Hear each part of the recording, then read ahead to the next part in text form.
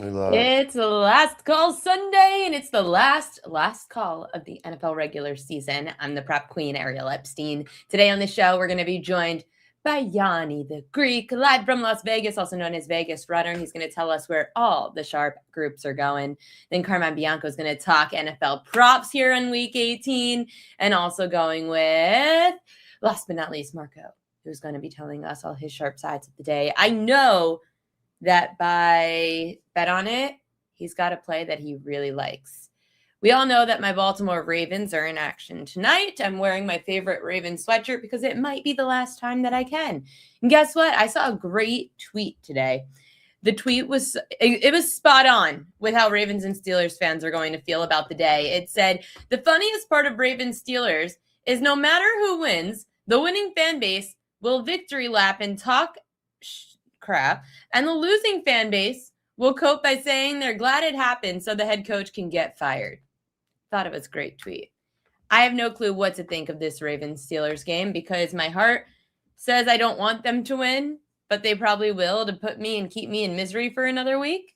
And I also this week have a shot at winning my pick'em contest. So I need some winning action today. And that's why Gianni the Greek is joining the show right now, telling us where all the sharp groups are going. I need to start with the important game of the day. And 49ers hat. That's an interesting choice for today, Gianni. But I'm really interested to hear your thoughts on this Ravens-Steelers game because the line went from -2.5 to -3.5. Ravens on the road in Pittsburgh. Public is loving Pittsburgh. So many people said to me, Ariel, I'm so sorry. I love Pittsburgh today. Fine. I don't care. Yanni, then why the heck is this line with what? -3.5, -4.5 Ravens on the road? Because those people might like the Ravens, but are they betting the Ravens? Or the Steelers or what have you? Because here's what I can tell you. Looking at the back end right now, it's all Ravens action. It's not Steelers action. The ticket count is higher Ravens. The money is higher Ravens. Everybody's maybe saying like the Steelers look like the side, but they're playing more. I was just looking at the DK splits. The DK splits had it favored the Steelers. So obviously you're looking Vegas splits, right? I assume. That's what I'm saying. See, That's what I mean. It's different. That's the problem. I don't understand why recreational bettors are so into what do the books have? What do they need? Dude, you could talk to two different bookmakers and they need the exact opposite. Correct. It's what you're booking. The market's going to tell you what you need to know. And when you look at the line, it's obvious. It's a primetime game. It's Sunday Night Football. It's going to have the most risk out of any game today. And the line's reflecting what the action is. And if it was all Steeler action, rest assured, this line wouldn't be 3.5. It would be sitting at 3. So there is Baltimore action coming in. But I think by the time this game kicks off, like most, you're going to get decent two-way action. I don't think they're going to have a ton of risk on that game. The under is where they're going to have the risk so far because it's sharps and recreational bettors. But the difference is, Ariel, that the sharps got down at under 42.5. The recreational bettors are betting it under 40.5. And that's what you got to remember today, because I've been asked like 5 times already, what are the sharp sides? What are the sharp sides? There's no sharp sides. The sharp sides are gone. The sharp sides were a team -5 that's now -13. Like, so knowing that becomes irrelevant. It's where are we today, where it stands right now. The sharps already got out ahead of the market. The only thing they're waiting for right now is if the public money moves some of these lines further away than where they should be. Because I could tell you now, all the groups that I work with, they've already gotten down. The only thing they're looking at right now are like player props, some team totals, and then, like I said, if any of these games Yanni, the hard thing about this week, so normally every week, aside for some standout injuries, you can say, okay, for the most part, this line might be moving because of the action coming in, or it could be moving because of an injury. This week, how do you decipher which is which? Because we do have a ton of players that are going to sit out. In fact, the 4 p.m. Eastern time games, barely any props are posted because they don't know who's in and out. Exactly. And that's not only are we in a tough position, but that puts the bookmakers in a tough position as well. And I always tell bettors, look at the movement in the market. That's going to tell you how beatable a market is. meaning on a Sunday NFL, they're barely moving the line no matter what they're booking. Like you said, there has to be an injured player. There has to be weather-related suspension. Something major has to happen to move a line significantly in the NFL. Even sharp money is maybe going to move it a point and a half if it's not on a key number. But this is showing you that this type of week is almost like the preseason because it's hard to quantify motivation. Does any team that has nothing to play for even care about winning? And especially when it's a team that doesn't have anything to play for against a team that has nothing to play for. How do you quantify motivation? How do you quantify replacement player? What are they worth? There's a lot of factors to consider. And that's why I've been telling bettors, dude, stay as selective as possible today. That's the key. Yeah. You're still laying the same 11 to win 10 as you did last week, and you're going to next week. But if you don't feel you have those edges, there's no reason to gamble. Again, if on this channel, we're doing this as an investment vehicle, using sports betting to profit. And if you're really using sports betting to profit, then some of these lines have already gotten away from us, and you just got to call it a day. And if you don't like the other side, like real quickly, a perfect example, Minnesota, Green Bay. We know the look ahead was 6.5, right? Right now it's 12.5.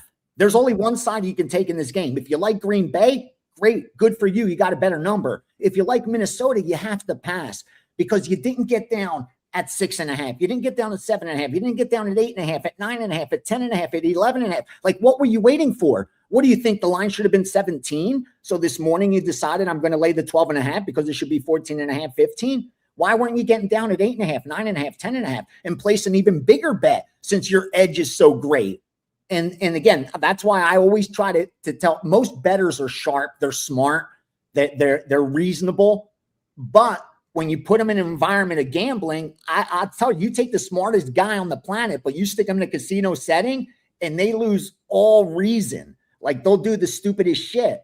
And that's exactly what the sports books are counting on today, for bettors to bet these games after they've already had enough time to adjust the betting line. So again, where we stand now, you got to be cautious. And I'm not trying to discourage anybody. All I'm saying is tomorrow morning, no one's going to give a shit about what happened today. We're all going to be talking about next week's wild card. And you don't want to be that guy that lost their bankroll over nonsense this week. That's all I'm saying. Gianni, which games did stand out to you that people could still bet today? There you go. Take the New York Giants. Take the New York Giants because that's my best bet of the day. That number at 3 is still available. We got down at 3.5. I let my subscribers know they could get down at 3. It's still good. I think they win that game outright. We like the Giants. Another game that we're on, that the entire public's on as well. We're on the LA Rams. And that's one that we actually. What are you laying on that game? Late. We actually laid 13.5. Oh, wow. And 14. So that's why it's 14 juiced. Yeah, that was a little bit surprising to me because, again, they didn't get down to 12.5. They didn't get down at 13. But then they hit that 13.5. They actually did that this morning with that New York Giants that I sent out to subscribers. Another game that's sticking out to me, I kind of missed it. I don't know what I'm going to do with it, is Atlanta over New Orleans. You saw that this team's still playing. And for some reason, the recreational bettors are loving New Orleans this week. And this is what I like to pay attention to as far as what the bookmakers are booking. Like, I don't care about, I want to fade the public. I'm not getting 11 to 10, so that's not going to help me. But what is going to help me is when I start seeing that instead of them taking the 4, they're taking the money line. So they think that this New Orleans team doesn't even need these points. That to me is what sticks out a lot. When you have the higher ticket count on the underdog and the majority of the bets are bypassing the spread and they're taking the money line. That to me is a telling sign, especially when the line's moving opposite that. So the bettors think they don't even need the points. And this is a key number. You went through the key number of 3 in that game. Atlanta opens as a 2.5 point favorite. You went through the key number and they still don't think they need the points. That's a telling sign. People are betting Saints money line. Saints, yep, they're loving the Saints like they don't even need the 4 points. Well, you know what's interesting about that game? Atlanta, if the Falcons win, Atlanta gets the 3rd place schedule next year, likely facing Kansas City, the Rams, and the Cowboys. If the Falcons lose, they get the last place schedule, So they would face the Raiders, the Cardinals, and the Giants. So it kind of makes sense for Atlanta to want to lose to help themselves next year. True. But are you like, how do you do that? What do? You huddle up as a team and say, well, hey, it's the wide receivers. If Drake London doesn't play the full game, if Kyle Pitts, it's like, yeah, players could start. The hardest part of week 18, who's not making it to the fourth quarter? Yeah, what the coach is going to do. But yeah. I just think it's like everybody looking to take advantage of those players that are on the bonus. Like they need 3 catches and they're going to get an extra 600,000. Rest assured, the sports books are well aware of this information as well. And they're juicing those props. Well, I was shocked Tony Pollard is right there. He needs 66 rushing yards. They put it at 66.5 minus 110. Exactly. Something fishy. There's something, I mean, it's 1 yard up, but I feel like that's kind of fishy. In other words, you know what that probably should have been? Probably should have been about 55, 54. But they know, everyone knows that situation, that he needs 66. Yep. So they're teasing you with that. I know. True lines probably should be in the 50s. Right. And yet they know they could make it 66 because that's what he needs. Those are what you take advantage of. You go under, Ariel. You go under blindly. You know you placed a good bet. Regardless of outcome, honestly, those are the kind of bets I love placing because you could be confident you're getting the best of it because everybody's betting that side for that exact reason. They're welcoming it. So do you would bet the under then, or do you stay away from those incentives? No, I would bet the under. Yeah. I would bet the under. Yeah. I would fade the narrative. I would. And I get it. And the Jaguars need to win the game. They need to win, and they have the best run D in football. We've all seen the clip of Gronk telling Brady, I need one more to get that million, and Brady drawing up a play real quick and say, let's get Gronk the ball. That happens. I get it. Of course. But in every game and every opportunity, that's not going to be the case.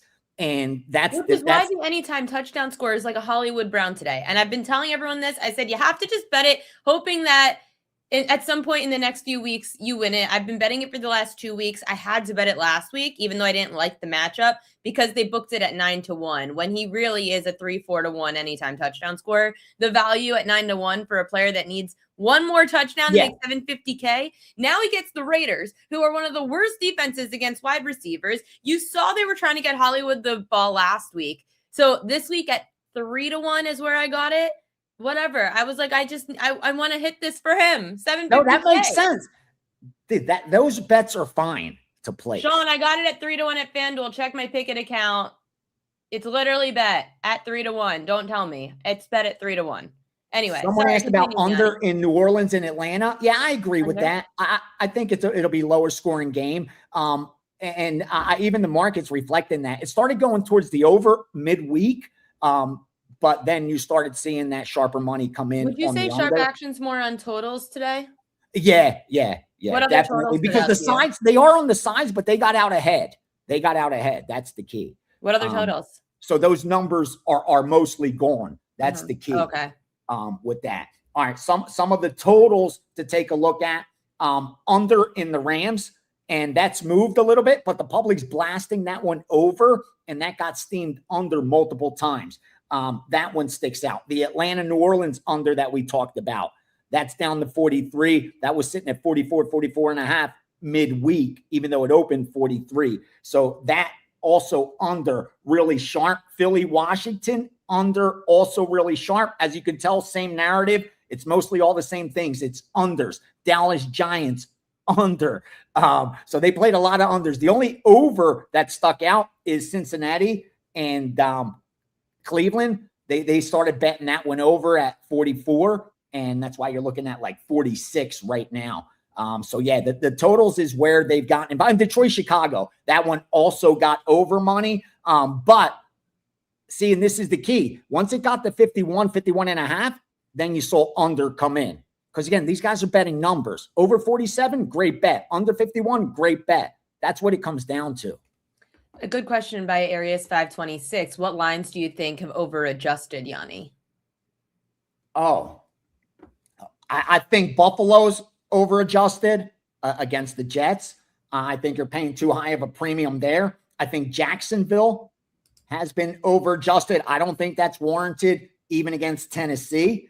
Who else was sticking out to me?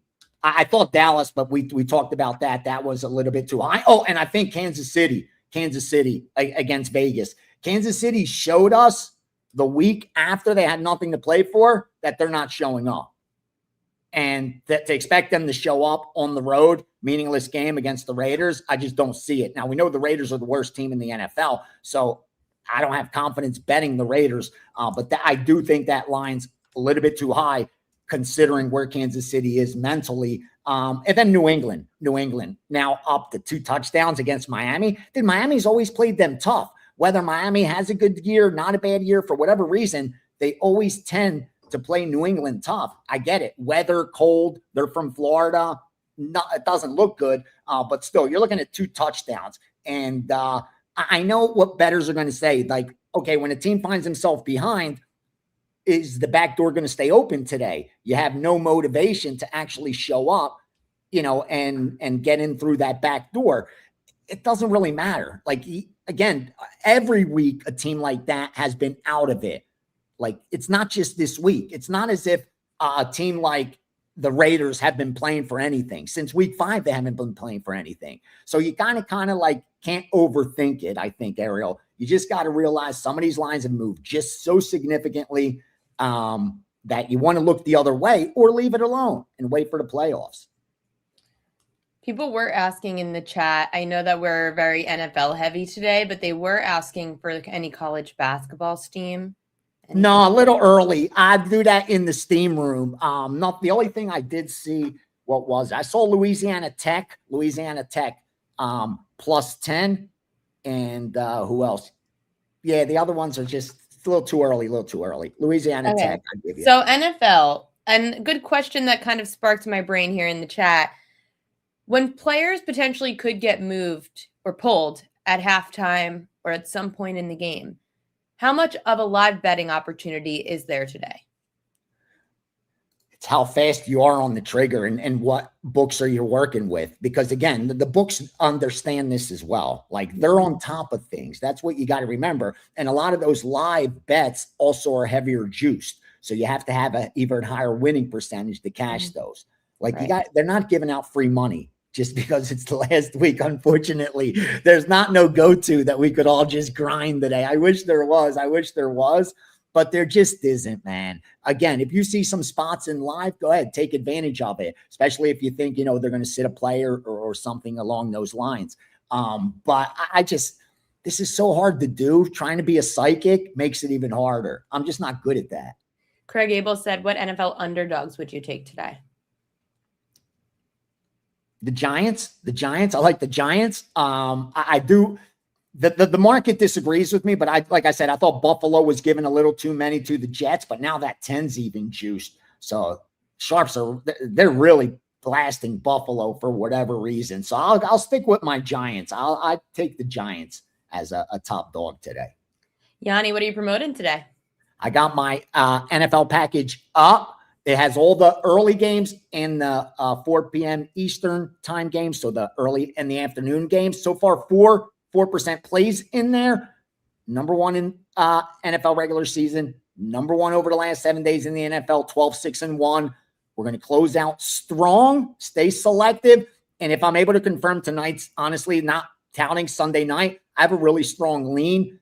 I want to fire 5% on it, but I got to get that confirmation. Those primetime games have been so good, but I don't want to pull the trigger and if it doesn't happen, then we just move on to the playoffs. But over the next, after those 1 o'clock, 4 p.m. games kick off, if you see that package up for Sunday Night Football, we got a strong bet in there. So, I fired a 5% in the college football playoffs. Only one bowl 5% this season. That's 1-0. Now our playoff 5% already fired that. That's sitting in the package for you. It's in Friday's bowl game. So that Gianni, number may not can be you there. say what you're waiting for that primetime game tonight?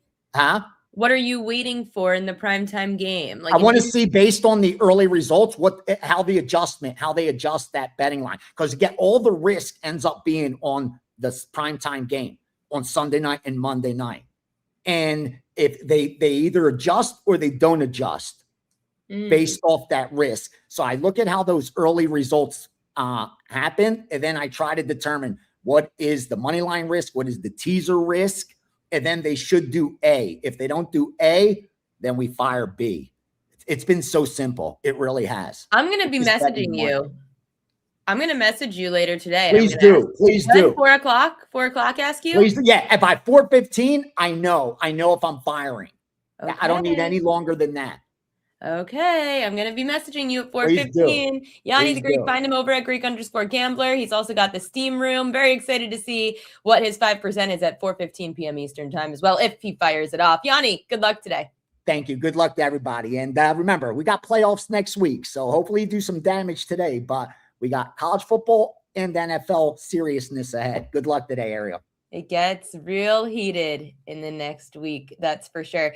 Coming on now, someone who's always heated, someone ready to go, someone I saw in the chat had a hockey question, so I'm sure that could get answered as well. But he said he wants to talk props with me. Let's talk props. Carmine Bianco from here at WagerTalk joining the show. What's up, Carm? All's good. If I'm going to talk props, it has to be with the best prop person I know. Thank you. I'm excited that you want to talk props today. Yeah, it's just because of this slate, and let's call it what it is. It's a garbage week 18 in the NFL, and I have like 3 games for clients, and they're the only 3 games. And I waited until last night to post 2 of them because I knew that there's so many line movements going on that I'm not going to give people a stale line. There's nothing more frustrating in the business is giving someone a line and then that you posted on Thursday and then they go to bet it on Sunday and they're like, it's moved 4 points, dude. Right. Yeah.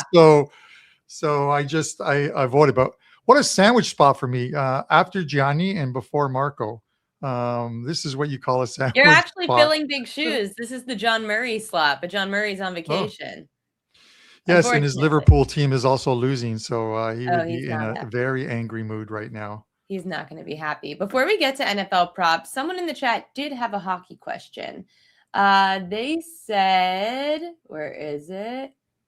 I think it was about the Dallas. Oh, Canadian Stars. Any thoughts on Canadians plus 174? Montreal's playing extremely well, but Dallas is off a couple of bad losses. And I just think the goaltending matchup probably favors Dallas. I have to believe Dallas is the play, but I can't play at 174. People know that I don't lay that much juice. I would probably play him in regulation in this spot here. Montreal played last night. They basically didn't show up in St. Louis. Lost that game 2-0. Second of a back-to-back with travel. I wouldn't want to take them. Let's go to NFL. We've got week 18. You want to talk props? What prop stood out to you the most today?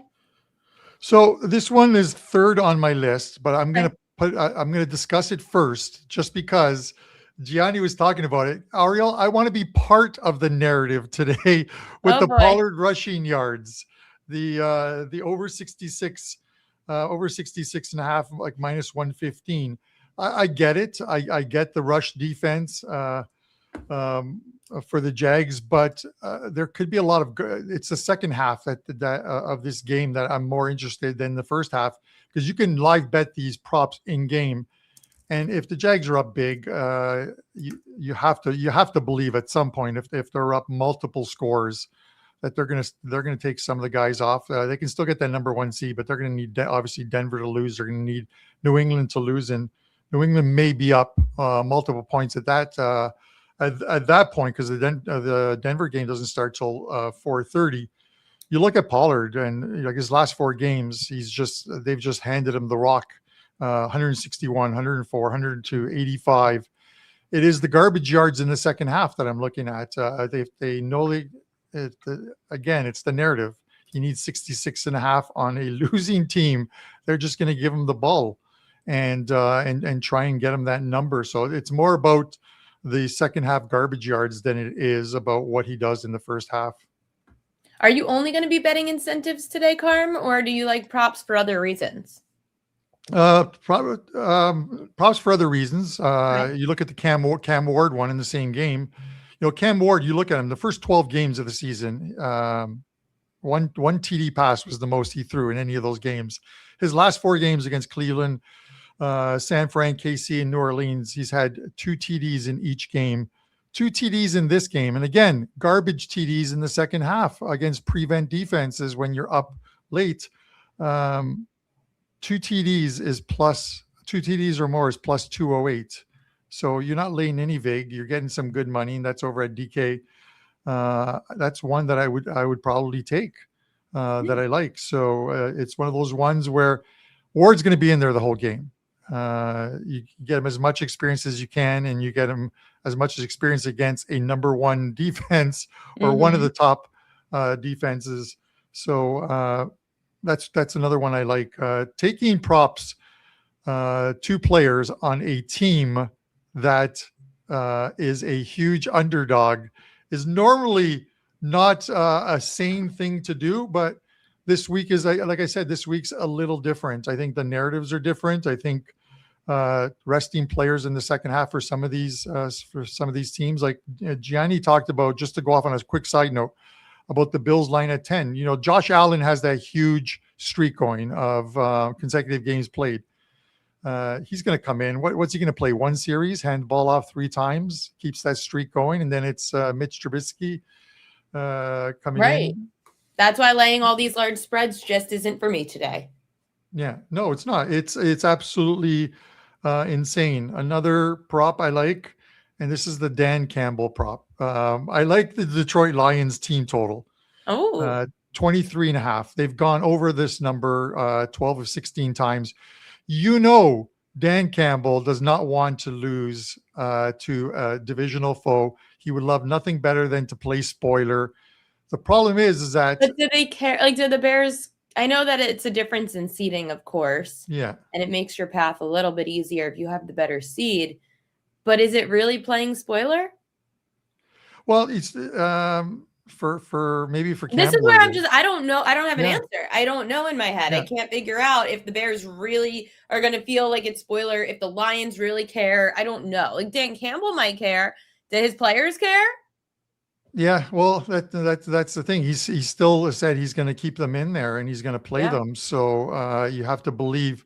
The problem is which side of Dan Campbell's gambling do you end up on?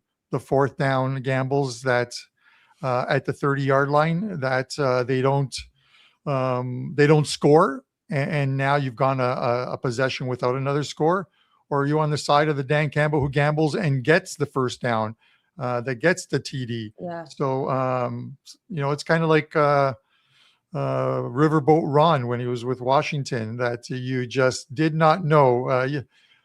Are you happy with the gambling coach? I'm not. Do you want a coach? No, but I'm serious. Oh, I was like, do you want a coach who gambles and now I as much? Yes, a gambling coach. Yeah. Yeah.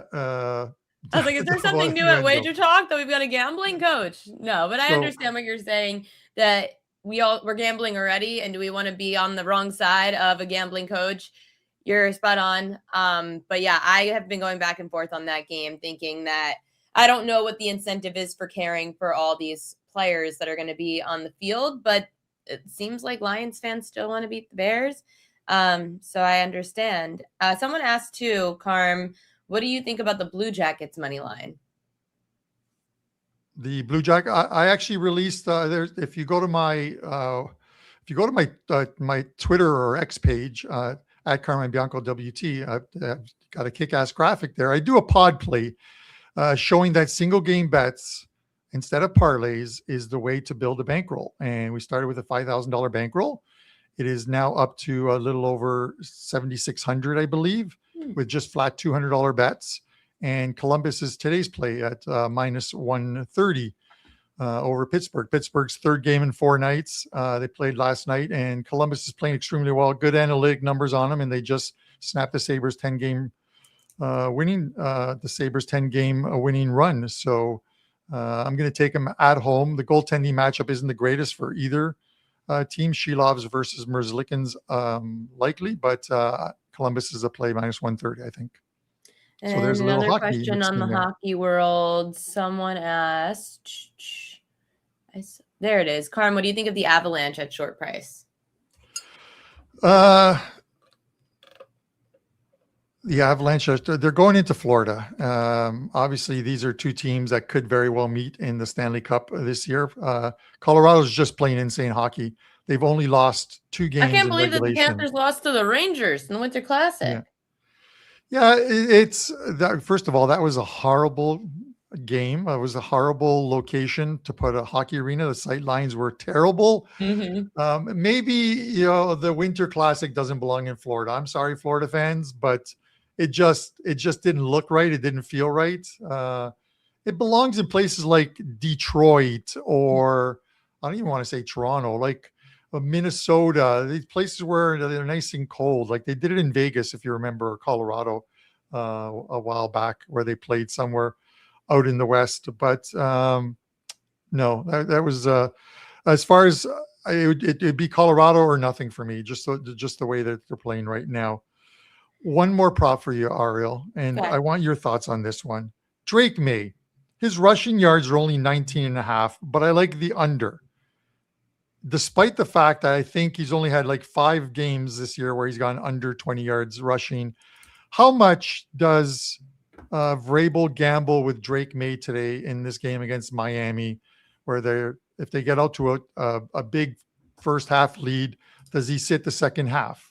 Like how does he take the RPOs out of the playbook and not put him at risk of rolling out and getting hit and getting injured? Imagine losing your star QB in what amounts to essentially a meaningless game, unless New England believes that Denver is going to lose to Trey Lance today. Yeah, and also against Miami already, Drake May went over in September on their matchup with 31 rushing yards. And I'm a big believer in the zigzag theory when it comes to facing divisional opponents. Drake May also is running less at home. Just getting the numbers. He's gone over his rushing yard prop on the road 75% of the time, but only 50% at home. And he can run for it, but 19.5 at least takes a couple of first down runs. I understand your thought, but I do think there's a world that Drake May would be playing through at least the third quarter, and then you see in the fourth if it gets out of hand. But yeah, I don't know. I think to your point, you're right that it's not worth risking your quarterback on the ground when you're already in the playoffs. You just need to hopefully win the one. They're competitive, right? And he's competitive. So, if he was to roll out and all of a sudden he sees a lane, he could bust one for 20 yards and there goes your rushing prop under, right? But I just think that they should at the very least I think playing an over in any game with a double-digit spread for a team that's already in or out of the playoffs is like it's like the NBA. I don't bet props in games with double-digit spreads. And in the NFL, in this situation where there is a chance you could come out in the fourth quarter, I am nervous of any props for those players. So I actually have not been betting props for anybody unless there's a contract incentive at play. Yeah, it's weird because we're all expecting them to roll the Dolphins, but the Dolphins play them tough. The Dolphins are like 8-2 straight up their last 10 games and 9-1 against the spread the last 10 games against the New England Patriots. So it is not as if they're coming to and their QB that they I can never pronounce his last name. Is it Ewers? Quinn Ewers from Miami. Yeah. He didn't look bad last week. So I'm not saying they're going to go in there and upset them, but when you're laying like almost 2 touchdowns, to me, always the gambler's mentality is that, oh my God, that back door is always open if it's like 20 points and they just play prevent defense at the end. And to Gianni's point, some of these lines have already over adjusted to a point that you can only bet one side. And that side, in Gianni's mind, is sometimes the dog if it adjusts too much. But Carmine, thank you as always for coming on, giving us some winners, giving us props. Love talking props with you. Love talking hockey with you. Catch him at Carmine Bianco WT. What are you promoting today? Yeah, just a 3-pack of NFL plays for today. 2-0 yesterday. We had the Panthers by the hook. I'll take it, and Seattle. I really liked Seattle in yesterday's game. So running good overall. We have a lot of very good cappers in football over at WagerTalk, be it college, be it NFL, but combined college and NFL, I think I'm number 5 at WagerTalk, or I am number 5. I'm seeing it up on the screen right now. So I'm pretty happy with that. As long as I'm making money for my clients, that's all that matters. Yes, we love the winners. Carmine Bianco, thank you as always. Good luck today. Right. Good luck to your Ravens. Thanks. Last year on the show, it's Marco D'Angelo. He's been an absolute heater, and I'm so sad that the sandwich spots might be coming to an end. But maybe he feels there are some today. Oh my gosh. I know. We're enemies today. I know. Wow. This is like that's an epic picture right there of us ending the show this way. You know, I don't know if you were listening at the beginning of the show. And for anyone that's just tuning in, there was a tweet that I thought was spot on, and you could tell me if you feel the same. The funniest part of Ravens Steelers is that no matter who wins, the winning fan base will victory lap and talk crap, and the losing fan base will cope by saying they're glad it happened so the head coach could get fired. Do you feel the same? I actually said on a show this week to make this game interesting that I think what they should do is immediately when the game is over, the losing coach should be fired at midfield, right on the spot. That would make the game much more, because I think both fan bases would be happy with that outcome. I'm cracking up. You know, it is hard for me because I love John Harbaugh, and I'm really not sure if there is a right coach for Lamar Jackson because Lamar is crazy. And the same for the Steelers. It's until you guys get a good draft pick, which unfortunately, because you're always around 500, your draft pick's never good enough to get you a good quarterback. So like my good friend Alex Pisano, he said he hopes that the Steelers are so bad next year that they get a top pick in the draft. Yeah, and the one thing about, Tomlin, and you talk about the draft pick with the quarterback, there really hasn't been a quarterback available to the Steelers to take a reach on until this year. They passed on Jackson Dart. A lot of people thought the Steelers were going to take him, and they passed on him. And with what we've seen so far out of Dart, people are a little upset that they didn't reach in and take him. But, time will tell. He's played well enough, but, again, I don't think he's a franchise quarterback that's, one of those generational talents that everybody wants the Steelers to get. And like you said, finishing over 500, never having that losing season, Mike Tomlin, you're never going to get that generational quarterback. Do you have an unbiased feel or opinion for the game tonight?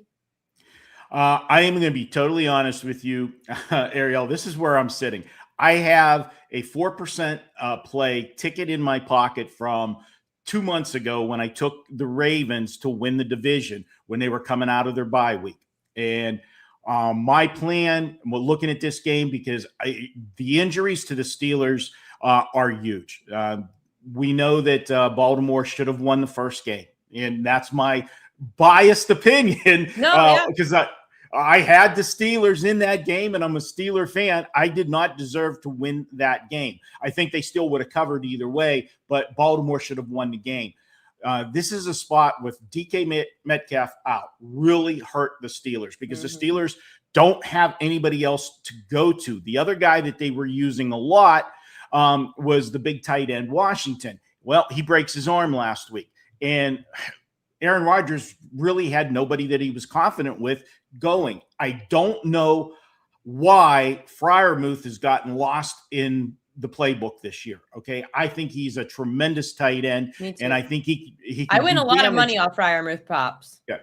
I think that if you are betting props today and you want to do anything with Pittsburgh, the two players that I think are going to be key for the Steelers to have an opportunity. So these are the props I would look at. And I'm not a big prop player, full disclosure on that, but I would look to Freiermuth, and I would also look to Gainwell. I think you're going to see a lot of passes out of the backfield. Yeah. Trying to get things, moving in the open field. When this line was starting to move, and I did catch the segment at the beginning with VR talking about the way this line is going in the public and so forth.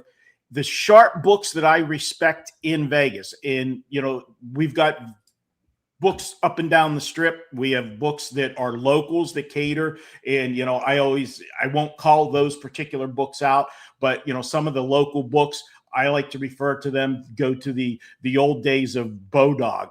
Okay. It's the recreational players. The sharp books are taking money on the Steelers. Okay. We have seen some threes pop up at a couple of the books here in town. I was hoping to see this when it was sitting at 4, go one more tick to 4.5. And my plan would have been to hedge 2% of that play on the Steelers plus the 4.5, because the history of this series, Ariel, is always close. They're one score games, and more of them have been the wild card last year, and except the last game a few weeks ago. Exactly. Yes. But the last one was still a 1-score game. It was a 5-point game. But last year's playoff game was an absolute nightmare for the Steelers. So this is a big game. You've got the mystique of it being the Sunday night game. We know the history of Mike Tomlin on Monday Night Football in Pittsburgh. He's, unbeatable, but it's Sunday night. It's not Monday night, and the Ravens are going to have something to do with it. I don't know about you, but the fact that Lamar Jackson's back, I don't know that makes me warm and fuzzy if I'm a Baltimore fan. I really think never know with him. You never know. The team I really do believe they try harder. They try harder for Huntley. Huntley played a non-divisional and a non-conference opponent, which makes it a lot tougher when it's a backup quarterback for a defense to essentially handicap. Right. When you're going up against Mike Tomlin, who knows you, who has seen Tyler Huntley play multiple times, who has coached against him multiple times. When it's your division, it's another beast. And if I'm going up against a divisional opponent for a shot at the playoffs, despite everyone else on social media saying the same thing you said, I still want Lamar Jackson as my quarterback. Okay. I just give the MVP a better shot at being, listen, no one can predict Lamar, which means Mike Tomlin can't predict Lamar. John Harbaugh can't even predict Lamar. So I'm going to go with the wild card to try to get into the wild card. But let's get to the other AFC North game, because I know from Bet On It, that's the game that you actually were really looking at. Cincinnati, Cleveland. It's a touchdown and a half right now that the Bengals are laying. And on Bet On It, that was your best bet. Is it still? It still is, and I like the over in the game as well. This is a simple scenario. I know that this is a division rivalry, but Cleveland, their Super Bowl was last week, Ariel, okay? They hate the Steelers. That is their biggest rival. Don't give me that it's an in-state rivalry between Cincinnati. The pecking order of rivalry for the Browns, it's Pittsburgh first, then it's Baltimore second, because that was actually them back in the day. All right. And then it's Cincinnati third. The fact that they denied the Steelers clinching the division last week, and that's what everybody assumed was going to happen. And I warned anybody that would listen to me, Cleveland is coming to play last week, and they're going to play spoiler for the Steelers. That was their Super Bowl. I don't see how they get excited about this game. And if you look at what the Bengals have done, they've played well down the stretch, except, the game in Buffalo where Joe Burrow had, the 2 brain farts back to back with the interceptions for touchdowns that lost them that game. They're playing hard. And the fact that Burrow came back on a team that was pure trash Thanksgiving night to play, it would have been easy for him just to sit the rest of the season out and not get hurt. He wanted to be with his team, and his team's playing hard for it. I don't see the Bengals Cleveland stopping the Bengals this week. And just as we said earlier, the Steelers were handcuffed offensively last week. Mm-hmm. Cincinnati's got all hands on deck, and that offense is clicking. I like Cincy. If you want to get greedy, it's Cincinnati. It's the game over, or it's the team total Cincinnati over. If you worry that Cleveland can't get you enough points to get to the whole game total, I do like them. I'm still on them. I'm trusting you. You've been on absolute fire this year. I put it in my pick'em contest. I need to win this week in pick'em to win the contest for the whole season. So your Cincinnati play is one of my plays of the day, laying 7.5. Another game that shockingly I feel like everyone's talking about is the Saints-Falcons game. There is a big schedule implication for the Falcons, because the Falcons could either be a tough schedule in 2026 or play the losing schedule in 2026, depending on the outcome of this game. How much are you going to take that into consideration? Do you even look at this game? What are your thoughts on Falcons Saints? Yeah, this is one of the games that I did use on Marco's Deli, and I'm taking the Saints in this one. And everybody's telling me, oh, Atlanta's playing so well right. Just what I said about the last game in Cleveland played their Super Bowl last week. The Atlanta Falcons played their Super Bowl on Monday Night Football last week when they beat the Rams. Okay. Both teams are playing well right now, but the Saints are a young team that is excited right now. They feel they found their quarterback of the future in Tyler Shuck, and the team's on a winning streak, just like Atlanta's on a winning streak. But to me, I don't see Atlanta playing with the same intensity that they played last week. And I know, they can control the destiny of Tampa Bay. What do they care about, Tampa Bay, to help Tampa Bay out? That's your fault that you're in this situation, that you need our help. I think the Saints want the game more, and everybody's telling me about, how Atlanta wants to finish the season on a roll. The only part that does scare me a little bit about going against Atlanta is there is one person that does have something to play for. And to me, that is Kirk Cousins. I was thinking that too. Okay. He's the one guy that, got cast to the bench last year and at the end of the season for Michael Penix Jr., who is, the future of the franchise. Is he playing these final games of the season for maybe, getting the job back? I don't think so. I think more so if somebody else wants, a quality quarterback and comes and makes, an offer, one of those 1 or 2 year fixes, whatever he's got left in the tank. That's the only thing that sees me with any motivation for Atlanta. But I like the way the Saints are playing. They've been non-relevant for how many seasons now since Sean Payton's been gone and Drew Brees has been gone. There's excitement with the Saints, and I think they're going to play hard. And my other thing, if you want to look at that game, I have to look at the over. Two teams that don't have anything to play for. If you're both out of the playoffs, I always look to the over. Yeah, it's like an all-star game where defense is non-existent. David Tokarski said, Marco, do you take 10? I don't understand. Do you take Jets with I think you meant Jets with the 10. How does Buffalo win by so much? Yeah, this game, betting the Jets at any number is scary, but I can't play Buffalo today. I just can't. With what happened last week and the way they lost, Josh Allen, how much does he play? You don't want to get him hurt. You saw that he wasn't 100% last week, but this guy's such a warrior. He always wants to be out there. I just don't trust it. I think the back door is going to be open for the Jets. And the Jets have the distinction of making NFL history today. If they don't get an interception on the final week of the season, they will be the first NFL team to go through an entire season without a single interception. Do you know how hard that is? So that doesn't mean they're going to go out and get one today, but I think the Jets are going to, I think the Jets are the team that's going to play harder.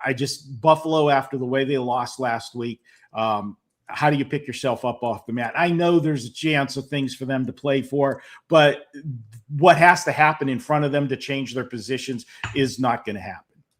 There are a lot of large spreads today. Did any stand out to you, Marco? The numbers, the way they have gone crazy is ridiculous. The two games, you saw the line on Minnesota. Okay. As soon as they said JJ McCarthy's going to play, which I don't understand why in the world he's been hurt. How many times this year? You saw what happened with Washington, bringing Jaden Daniels back. Why, if JJ McCarthy is really your future, why are you going to risk bringing him back, when he's been injured 2 different times already this year and risk him getting hurt in a meaningless game? Right. But they're starting him. And the public has just gone crazy with it. I like the Minnesota side, but I don't like them at the current number. And what Green Bay is going to be putting on the field, I can't trust them either. Just remember, you don't have to bet every game, especially on week 18. I think this is one that maybe moved too much. Another one that I think maybe moved too much. And I know VR talked about that they still hit them at these numbers. And that's the Rams game. This is so unlike Sean McVay in the final week of the season to be playing everybody, but he is, upset at the way the team has played the last few weeks, and he wants to get that bad taste out of his mouth. But laying 14, and if this gets to 14.5, Arizona can score points. Problem is they give up a lot of points. Does he have the people in there in the second half? This is, to me, I could see this as that's what's so hard to handicap. And I was asking Gianni this, I was asking Carmen this, I'll ask you the same thing. We don't know if certain players are going to be making it to the fourth quarter. So are you just going to stay away from those games? Yeah, if I played this game, honestly, I probably, with the inflated line, would look, if I was looking full game, I would be looking for Arizona on the back door. Yeah. If I was playing first half, I would be playing the Rams, because I think the Rams are going to come out. And if they come out first 2 or 3 drives and put up 14 or 17 points, I could see him yanking everybody, because it's like a preseason game. You want your starters to get a little bit of work, but you want to see results. And if they put up some quick points, he's going to be happy with that, I think. And at some point, I would see substitutions in this game. That's my thought on that one. Yeah, I agree with you for sure. I've been also staying away from some of these games that I just have no clue if these players are playing the full game or not, especially when it comes to props, which I'll get to in a second. Marco D'Angelo, what are you promoting today? Well, I've got one play that we really like, and yesterday we had one football play, and it was a big one. We had a 5% on Seattle, and I absolutely love the Seahawks, and that was a game. Ariel, you watched the game yesterday. The most dominant 10-point victory I've ever witnessed in my life, and if we don't get that interception, it's a 3-point game, and I kept seeing nightmares of the Chicago Green Bay game from a couple Saturday nights ago, when I unfortunately was on the Green Bay Packers. I was on the side of the team that dominated the whole game and then had to puke at the end of it. Yeah. And so I could see the rerun of that. But that was a 5%. We're now 41-18 going back to February of 2024 with those plays. I've got a 4% play today. It is my one NFL underdog upset shocker. And no, it is not the Pittsburgh Steelers. Okay. It is a different game today. So you can check that out over at WagerTalk. Jump on board for that one. And we have been running good for the last 2 seasons combined, college and NFL. We're number 2 in money won at WagerTalk. So we're proud of that. And want to finish out, get through this landmine that's called Week 18 and get into the playoffs when everything is good. And that's one of the reasons why the big play came in that San Francisco Seattle game, because it was a pure handicap. All hands were going to be on deck, and everybody had the same thing to play for. And it was just the better team. The better team won that game. Yeah, and it was a great fade the public move as well, because everybody thought there was no chance the Niners were going to lose for the number 1 seed to run through San Francisco at home. Oh, no. Yeah, okay. Yeah. But, I need to take a picture of us because of our shirts. So hold on. I have to stand up a little bit so I can get a better angle. I'm going to take a picture of us. Wait, hold on. I have to try to take a picture at the same time as holding up my shirt. Okay, ready? 3, 2, 1. I probably look terrible. That's a keeper. Oh my gosh, Marco, thank you so much. May the best team win and lose in the wild card. That's probably what's going to happen for both these losers. Absolutely. And fire the losing coach. Fire the losing coach. Thanks, Marco. Good luck today. All right. Thanks, Ariel. For anyone that wants to know some contract incentives that are available right now, if you are interested, I think no one's talking about the Jaguars defensive tackle, Eric Armstead, who needs 1.5 sacks to earn $1 million. His over a half a sack, unlike Myles Garrett, who's minus 350. Eric Armstead, his over a half a sack is plus 260. So you could still get some decent value there for a sack from Armstead. We mentioned the Tony Pollard props. I don't think that people are talking about the touchdowns either. Tony Pollard, of course, needs the 66 rushing yards to earn $250K. It's at 66.5, the prop. Or Tony Pollard needs 2 rushing touchdowns to earn $200K. You could get him anytime touchdown at close to 2-1, Tony Pollard. If you do want to go for 2, it's 15-1, Tony Pollard over 1.5 rushing touchdowns. And lastly, Hollywood Brown, 3-1 to score a touchdown at $750K if he does it. He's up against the Raiders, who absolutely stink. There were some other props that I'm waiting for. Jets kicker Nick Folk also needs 2 field goals to make 125K. His over 1.5 field goals is plus 110, so you could look there. That game is at 4:25 p.m. Eastern time. I also on the propqueen.com have all the other props that you could look for. You could subscribe to the newsletter, and there is a free guide for all the incentives. A lot of them just aren't posted yet. So I'm waiting, but I'm going to be posting. I sent the newsletter out for the 1 o'clock games that are posted. And then for the 4 o'clock games, once those get posted, I will send another newsletter out to the propqueen.com subscribers. Good luck to all of your bets today. Thanks for watching here on WagerTalk/call. Oh, wait, I forgot the needs. Sorry. One more thing. I know that we're on very long. So from Art DeCaesar, he said from over at the Westgate, since John Murray's away today, Colts, Dolphins, Ravens, Cowboys, Titans. Those are the needs of the day over at the Westgate Superbook. So go to thepropqueen.com, hit newsletter, and subscribe, and that's the way to get to the newsletter. Good luck to all the bets today. Happy week 18. Regular season's almost over. It's insane. Go Ravens, I guess. See you next week here on WagerTalk's Last Call.